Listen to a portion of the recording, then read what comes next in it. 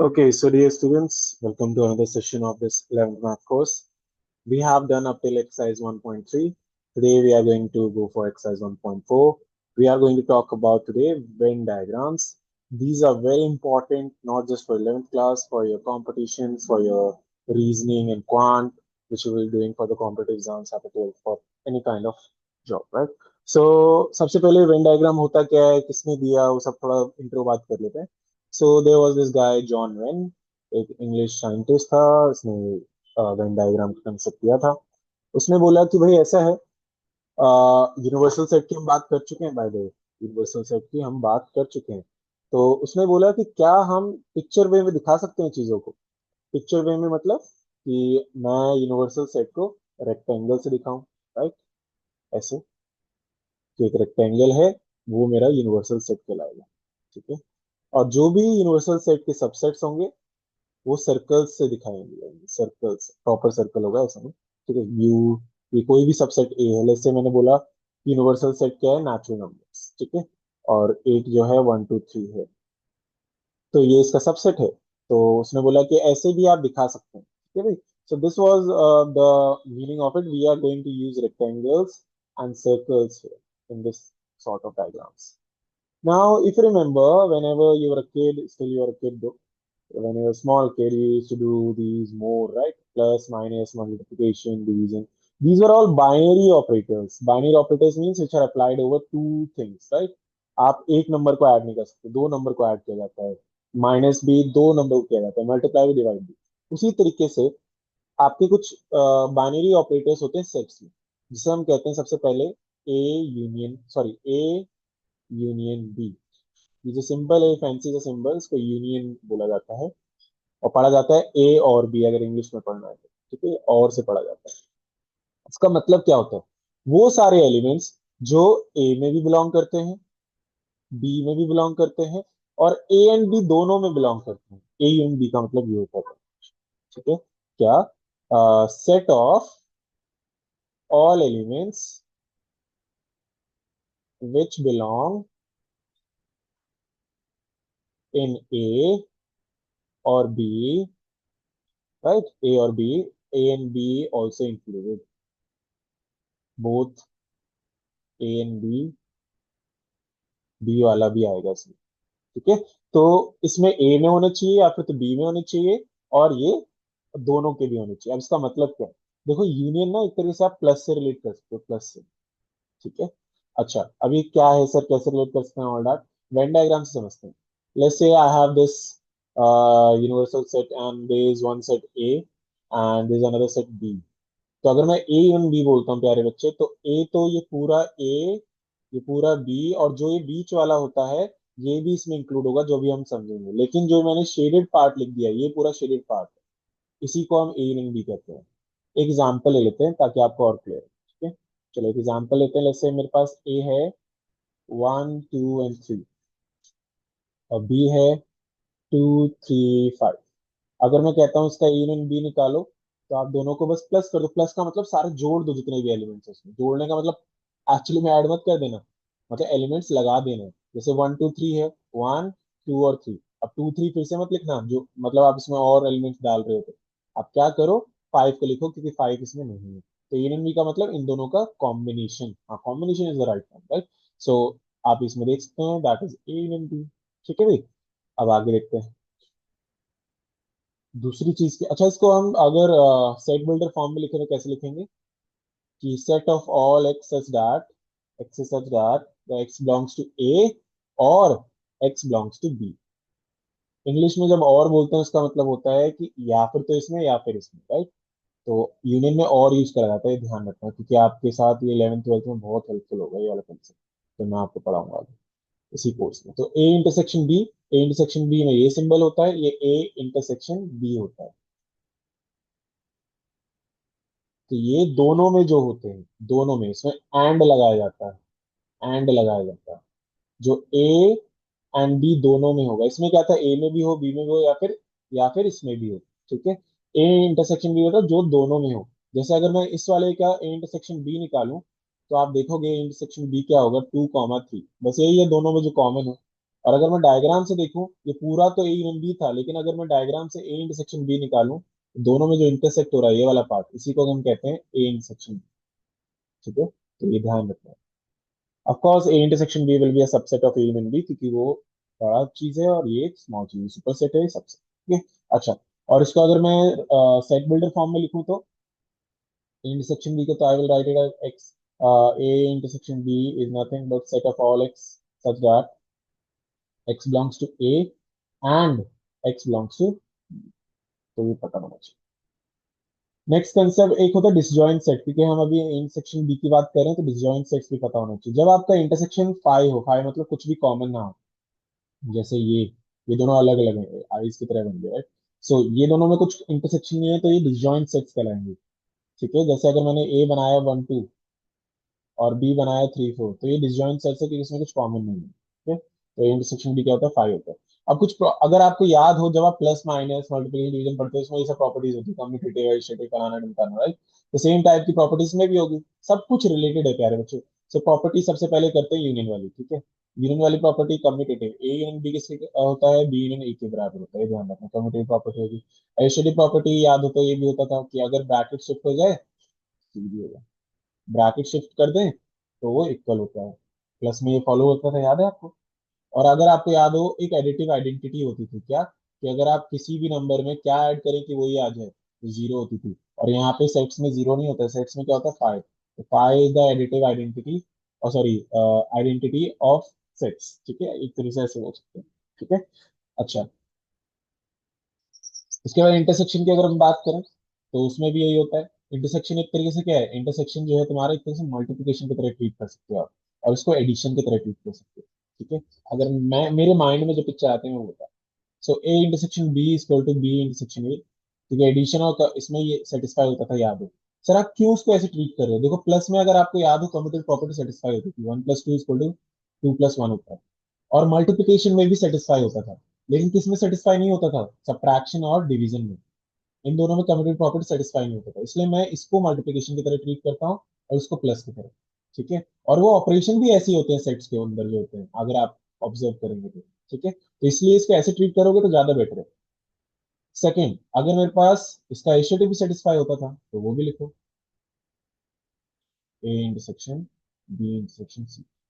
और अगर आपको याद हो, चलो ऐसे समझ लेते हैं कि अगर मैं फाइव को, ये मतलब एक तरह से जीरो का रोल होता था, ऐसे आइडेंटिटी ऑफ जीरो या फिर रोल ऑफ जीरो करके पढ़ते थे, राइट। कि अगर जीरो किसी भी नंबर से मल्टीप्लाई करते हैं तो जीरो आता है, ये क्लास 8 6 7 में पढ़ते थे। तो अगर फाइव को मल्टीप्लाई करोगे या फिर इंटरसेक्शन लो किसी भी ए से, या फिर ए का इंटरसेक्शन लो फाइव से, आना क्या है आपके पास, ए आना है, राइट। क्या आना है आपके पास, सॉरी सॉरी, फाइव आना है, फाइव।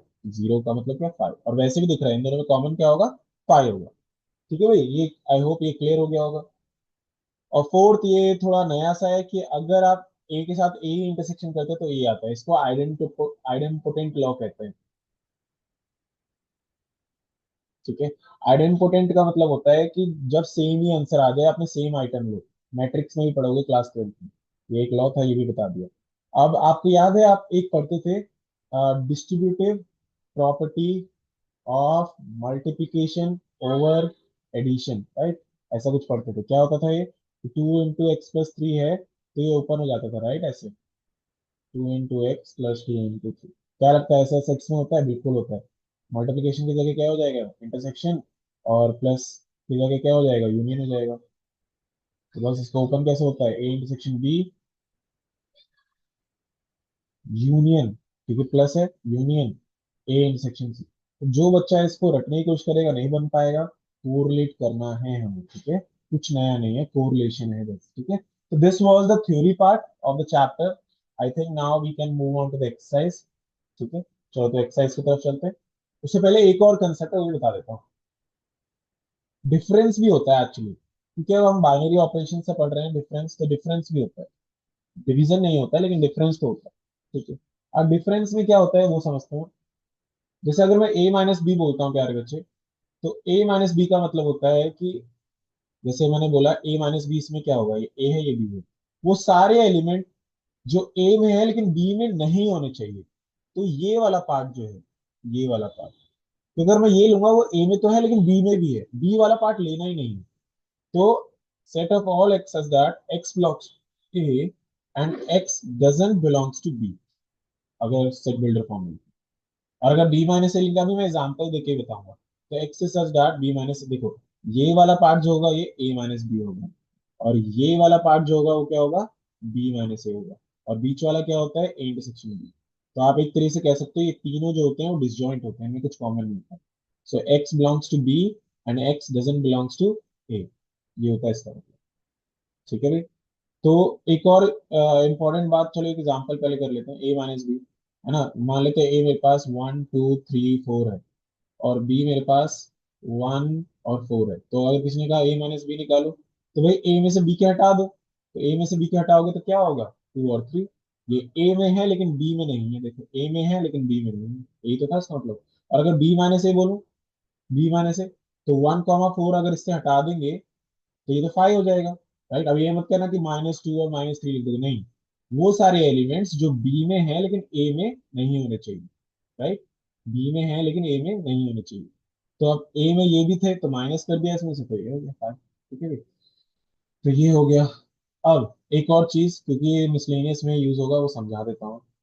क्या आपको पता है, आप ए माइनस बी को ये भी लिख सकते हो, ए इंटरसेक्शन बी का कॉम्प्लीमेंट। अब आप ये सोचो कि इसको हम ऐसे क्यों लिख सकते हैं, थोड़ा सा ब्रेन लगाएंगे तो हमारे पास आ जाएगा। हालांकि ये मिसलेनियस में मैं फिर से पढ़ाऊंगा सारे कंसेप्ट को, लेकिन अगर आपको ये सामने आता है तो आप थोड़े से फ्लेक्सिबल हो जाएंगे कि हाँ भाई ये सब भी कुछ होता है।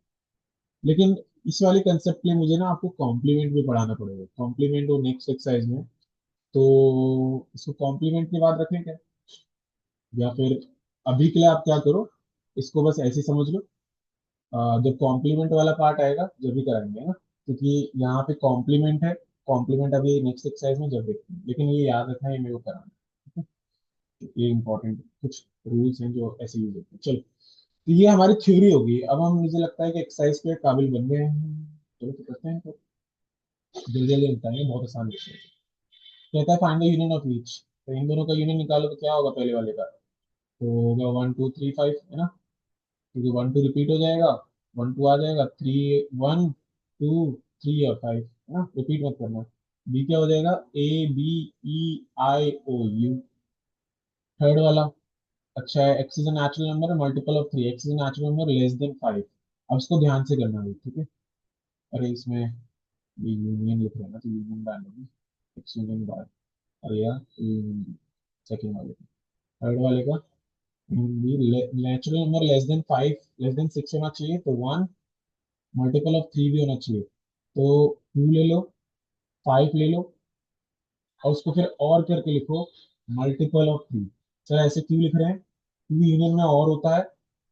ठीक है, और एक और बात, इसमें अगर 3 लिख देते तो इसमें कवर हो जाएगा। ठीक है, फोर्थ वाला एक्स जो है ऐसा होना चाहिए 1 से लेके 6 तक, राइट, और 6 से लेके 10 तक होना चाहिए। तो सीधी सादी बात कह रहा है कि भाई ऐसा करो, 1 से लेके 6 तक, लेकिन एक इंक्लूड नहीं है, 6 इंक्लूड है, मतलब 2 3 4 5 6, 6 इंक्लूड हो सकता है।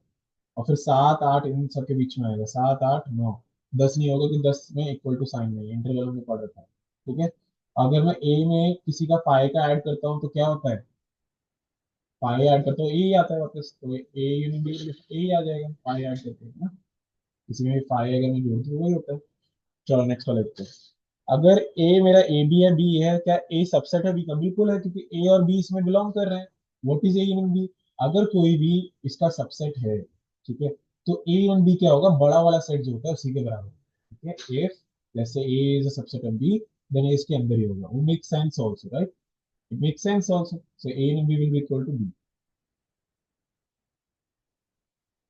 If A and B to such, what is A union B, अभी अभी बताया वो, ठीक है, ये ऊपर वाला ही है। अगर दो सेट है तो ए यूनियन बी क्या होता है, बी के बराबर होता है।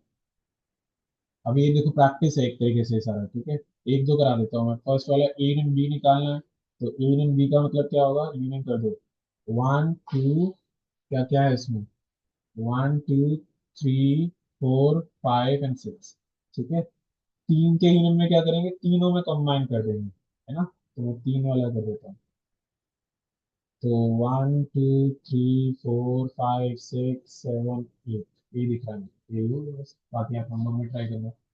फोर्थ और fifth question, fourth fifth sixth में कुछ पार्ट करा देता हूँ, ये फोर्थ और फिफ्थ आप होमवर्क में प्रैक्टिस में ट्राई कर सकते हो, वीजा प्रैक्टिस क्वेश्चन। चलो अब देखते हैं हम ये वाला, इसमें थोड़ा बहुत कर लेते हैं। कहता है इंटरसेक्शन बी क्या होगा, इन दोनों में कॉमन देख लो क्या है, 7 9 और 11 है ना, तो 7 9 11 इंटरसेक्शन हो जाएगा, ए इंटरसेक्शन बी। थोड़े बहुत क्वेश्चन करा देता हूँ उसको, ठीक है। अब इन तीनों में कॉमन क्या है, देख लो भाई, I can see that 11 is common, right, तीनों में होना चाहिए, तो इसका आंसर क्या हो जाएगा 11। ऐसे ही करना है सारे। अब ये वाला देख लो, एक A intersection B and D, पहले बी एंड डी कर दो, बी एंड डी क्या होगा, 7 9 11 13 15 और 17।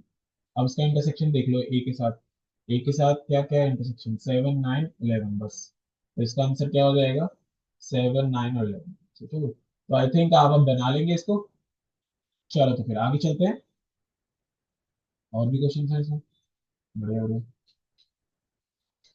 ये रहा भाई, आसान आसान क्वेश्चन हैं, इतने इजी क्वेश्चन है बच्चे। कहता है x is a natural number, तो ए क्या है, के से 1 2 3 4 ऐसे चले जा रहा है, इसे बस मिसलेनियस करने लायक है जो मुझे लगता है। X is an even natural number, even natural number 2 4 6 ऐसे चल रहा है। सी क्या है, एक ऑड नेचुरल नंबर, तो 1 3 5 ऐसे चल रहा है। और x is prime number, prime number 2 से स्टार्ट होता है, 2 3 5 7 11 13 ऐसे ना, तो ये हो जाएगा। कहता है इंटरसेक्शन भी निकालो, अब तो आप कर लोगे मुझे लगता है ना। इंटरसेक्शन भी अगर मैं कहता हूँ इन दोनों में इंटरसेक्शन क्या आएगा, 2 4 6 सब मतलब इवन नंबर वाला क्या आएगा, तो बी के बराबर हो जाएगा, बी तो है नहीं। ए इंटरसेक्शन सी का मतलब नेचुरल वाला हो जाएगा, तो नेचुरल वाला हो जाएगा 1 3 5 7, तो सी के बराबर हो जाएगा, ठीक है। ऐसे आप करके इसे बनाएंगे, ठीक है, बहुत ही ज्यादा आसान है, प्रैक्टिस है आपकी। डिसजॉइंट का मतलब जिसमें कुछ कॉमन ना हो, 1 2 3 4 एक्स नेचुरल नंबर 4 से लेकर 6 तक, क्या ये डिसजॉइंट है, नहीं, चार इंक्लूडेड हो गया, डिसजॉइंट नहीं हुआ, नो।